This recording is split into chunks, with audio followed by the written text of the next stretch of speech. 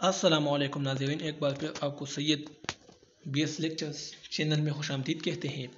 हमने वली दक्नी के एक गज़ल की तशरीह हमने की है।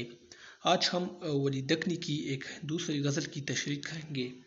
ठीक है, तो इसका जो मतला है दूसरे शेर का वो है, जिसे इश्क का तीरकारी लगे उसे ज़िंदगी क्यों न भारी लगे। बहुत ही खूबसूरत शेर है वली दक्नी का।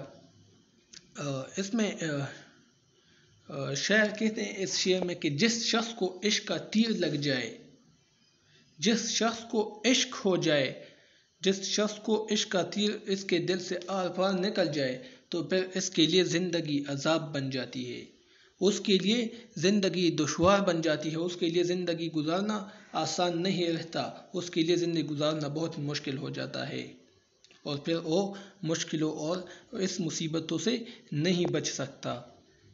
दूसरा शेर है कि न छोड़े मोहब्बत दमे मर्ग तक, जिसे यार जानी सुयारी लगे।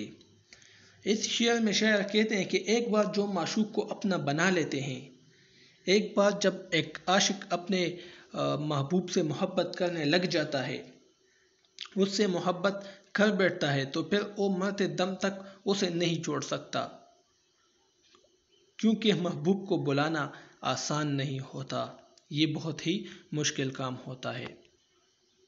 तीसरा शेर है कि न हुए उसे जग में हरगिज़ करार, जिसे इश्क की बेकरारी लगे। जग ज़माने को कहते हैं। ठीक है, इस शेर में शायर कहते हैं कि जिस शख्स को इश्क हो जाए, जिस शख्स को इश्क का तीर लग जाए और इश्क के रास्ते पर गामज़न हो जाए, तो फिर उसे दुनिया में कहीं भी और कभी भी करार मुयस्सर नहीं होता, इसको कभी भी चैन नहीं आता, वो हर वक्त मुसीबतों में पड़ा रहता है। अगला शेर है कि हर एक वक्त मुझे आशिक ज़ार को प्यारी तेरी बात प्यारी लगे। इस शेर में शायर अपने महबूब को मुखातिब करते हुए कहते हैं कि इस शेर में शायर कहते हैं कि मैं एक सच्चा आशिक हूँ। ठीक है, दिल से मोहब्बत करने वाला आशिक हूँ, तो प्यारी जो तुम्हारी मीठी मीठी बातें हैं ये मुझे बहुत प्यारी लगती है, मुझे तुम्हारी बातें बहुत ज़्यादा खूबसूरत लगती है। अगला शेर है मकता है कि वली सूं कहे तू अगर यक बचन, रकीबा के दिल में कठारी लगे। ये मकता है, इस बहुत ही खूबसूरत शेर है ये भी।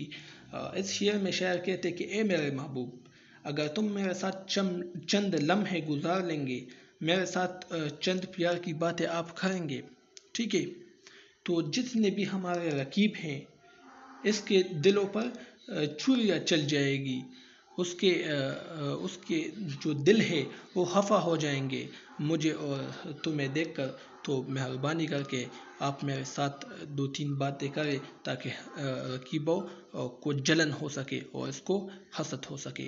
तो ये एक वली दक्नी का एक गज़ल था, बहुत ही आसान गज़ल था, इसकी तशरीह हमने की, तो इंशाल्लाह आपको समझ आ चुकी होगी।